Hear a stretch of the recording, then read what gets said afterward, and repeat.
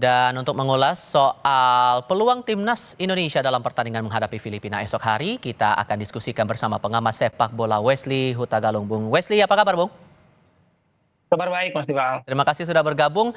Kalau dalam catatan historis, kita sebetulnya sering menang antara Indonesia melawan Filipina. Bahkan kita pernah ada catatan 13-1 dalam Piala AFF 2002. Tapi melihat kondisi sekarang untuk AFF 2024, sejauh apa optimisme Anda?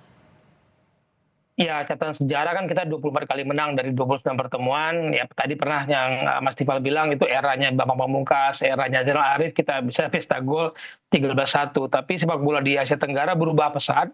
Bahkan kalau saya katakan Myanmar, Laos itu tidak bisa lagi dianggap enteng. Nah, peluang kita menghadapi Filipina, kalau melihat penampilan Filipina terakhir melawan Vietnam dan melihat penampilan kita terakhir juga, sebenarnya sekarang kekuatannya tidak ada lagi yang istimewa. Vietnam susah dikalahkan dan susah juga menang menghadapi kita, menghadapi Filipina. Jadi bagi saya ini adalah kuncinya bagaimana pemain kita, pemain muda ini, pertama ya kuncinya adalah mereka bermain lepas tanpa tekanan. Yang kedua, strategi game plan yang dimainkan oleh Sintayong berjalan di lapangan karena pemain muda, minim pengalaman di laga internasional, jadi tidak mudah untuk menjalankannya. Dan yang ketiga, menurut saya adalah faktor fisik yang menjadi kunci kita saat ini. Beruntung karena unggul fase recovery dibandingkan Filipina yang sama seperti yang kita hadapi ketika menghadapi Vietnam, tidak cukup waktu istirahat. Oke, maka sebaiknya Coach Sintayong ini memainkan strategi seperti apa nih untuk secara fisik dan mental pemain kita bisa siap menghadapi Filipina? Kita lihat ya Mas Tival, dalam 3 pertandingan Sintayong selalu menggantikan formasi, ada 4 paling tidak formasi perubahan di starting lineup. Tapi bagi saya pelatih itu menurunkan starting lineup itu bukan karena nama besar, bukan karena pengalaman.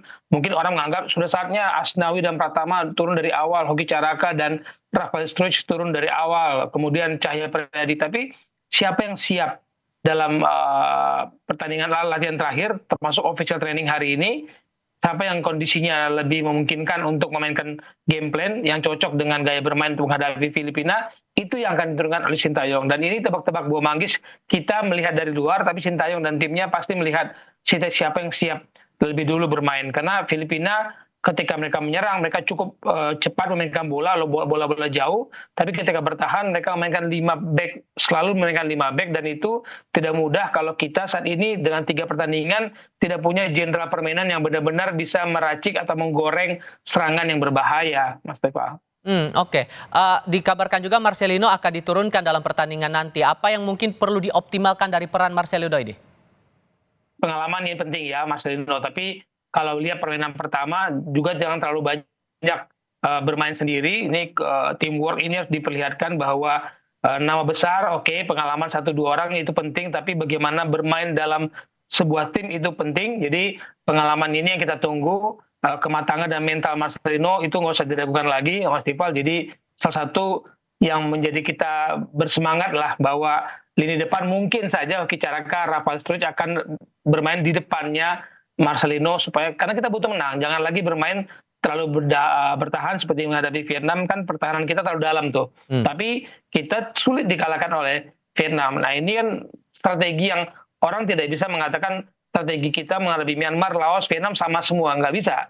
Pasti pelatih punya strategi yang pas karena dia tahu kekuatan-kekuatan lawan. Menghadapi Myanmar kita melepaskan 10 tembakan, menghadapi Laos kita melepaskan 16 tembakan, menghadapi Vietnam kita hanya melepaskan 2 tembakan. Tapi pertahanan kita kan cukup bagus, hanya kebobolan sedikit, ya oke lah kita kalah. Tapi bagaimana kita meracik strategi yang pas untuk lawan yang pas, itu yang jadi kunci, Mas Tifal. Sehingga kalau menurut Anda melihat juga dari permainan dari tim Filipina ini, menurut Anda perlu main agresif dari awal atau tidak? Saya pikir kita harus mengontrol, menguasai irama permainan sejak awal.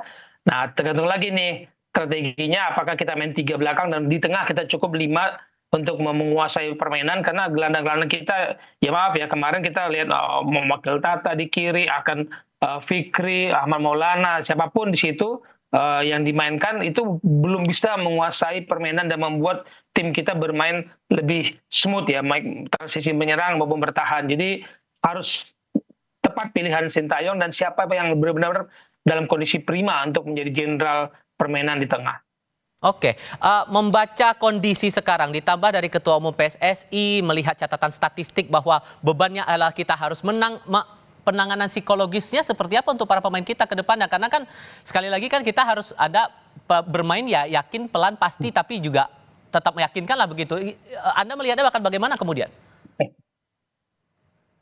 Ini yang dari kemarin sebelum-sebelumnya saya sampaikan juga ke Pak Marji, manajer timnas, saya sampaikan bahwa biarkanlah hiruk pikuk pemberitaan itu hanya di kita, tidak sampai ke pemain, tidak sampai di kamar ganti, tidak sampai di kamar main, tidak perlu disampaikan ke pelatih bahwa ini adalah sebuah peperangan, sudah saatnya kita saling mendukung. Komentar-komentarnya bukan lagi karena balik mundur target kita dari awal begini-begini, itu sudah tidak boleh masuk kamar ganti, tidak boleh masuk ke dalam benak pemain. Ini sudah dalam kondisi perang bahwa setiap pertandingan bermain untuk menang, meskipun tidak ada bermain untuk seri. Jadi target semifinal yang kemarin-kemarin kan sempat PSSI agak malu-malu menyebut targetnya.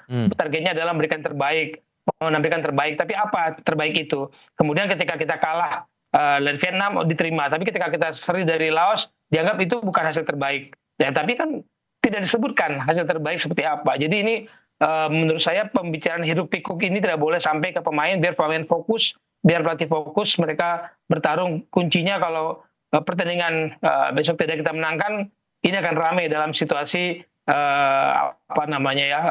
pembicaraan masa depan Sintayong di PSSI. Oke, ditambah lagi dengan ada faktor turnamen yang terbilang padat, tapi rasanya juga tim yang lain merasakan hal yang sama ya, Bung? Saya sepakat, komentar-komentar yang disampaikan itu sebenarnya sangat-sangat penting disampaikan. Kalau perlu kita nggak usah ikut lagi kalau begini caranya. Turnamen ini sangat merusak kebugaran pemain, merusak kualitas permainan. Kalau turnamen ini, Mas Tifal, dimainkan di sistem home turnamen, satu negara menggelar pertandingan yang padat, kita masih bisa terima. Tapi bagaimana pertandingan ini kita pindah sana, pindah sini dalam situasi yang padat, yang dikorbankan adalah kebugaran pemain, yang dikorbankan adalah kualitas permainan. Nanti ketika pemain ini kembali ke klub dalam kondisi cedera, siapa yang mau tanggung jawab? Jadi ada baiknya komplain, dan termasuk kan pelatih Albert Capeas di Filipina kan komplain juga, semua pelatih mungkin komplain. Ada baiknya ini dievaluasi bagaimana turnamen AFF, kalau memang home and away nggak boleh lah terlalu dekat jaraknya begini. Terlalu bahaya buat masa depan pemain dan karir. Ini pekerjaan mereka dan kita mengorbankan pekerjaan mereka. Oke, treatment untuk memastikan kondisi psikologis itu jadi penting, sekalipun kemudian kemarin Filipina melawan Vietnam ini bisa menahan imbang 1-1 begitu ya. Walaupun kemudian dengan segala catatan historis itu, maka penanganan yang paling penting adalah psikologis pemain harus dibuat yakin dan bisa untuk pertandingan berikutnya, begitu? Ya, harus percaya diri, tidak grogi, tidak dalam tekanan. Anak muda ini kan, sekali lagi saya katakan, minim pengalaman internasional di level tim nasional senior. Hanya berapa sih yang bermain punya caps dua digit di timnas senior. Jadi melihat Vietnam bermain, melihat Filipina bermain kemarin, kita masih punya peluang sebenarnya. Tapi hati-hati dengan beberapa pemain yang punya licin juga bermainnya, termasuk Gayoso, termasuk Mariano di depan, Sandro Reyes juga, itu bagi saya berbahaya kalau kita tidak main lebih solid. Jadi tidak boleh ada lagi kesalahan-kesalahan elementer yang kita lihat dalam 3 pertandingan terakhir. Udah, ini tim nasional senior, meskipun yang diturunkan junior, usianya muda, tapi kategorinya kan senior. Jadi kita harus turun dengan memang kapasitas sebagai timnas senior. Doa terbaik untuk timnas kita bisa melaju ke partai semifinal. Bung Wesley, terima kasih banyak sudah berbagi pandangan bersama kami. Selamat sore, Bung. Sore, Mas.